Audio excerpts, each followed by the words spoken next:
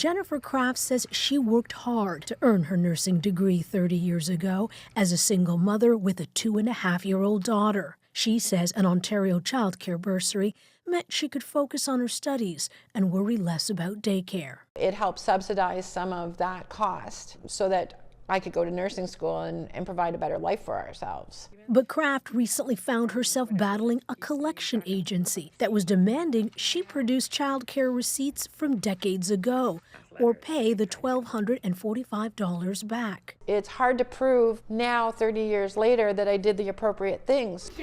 Kraft says she submitted the original receipts, and the daycare her daughter attended no longer exists, leading her and her family to wonder, what's the statute of limitations? The collection agency says it can't speak to individual repayment cases, but in an emailed statement to go public, Ontario's Ministry of Colleges and Universities said there is no limitation period applicable to the collection of debts owed to the Crown. This expert says in Kraft's case, that's simply unreasonable. There's the law and there's common sense. Even if there is no limitation period, even though if the government is legally entitled to try to collect this money, it's been 30 years. After Go Public contacted the ministry regarding Kraft's case, it said it will accept a sworn affidavit confirming the bursary was used to cover childcare expenses all those years ago. Kraft is thankful, but she worries she's not alone in facing such a historic debt. In my college, there was a lot of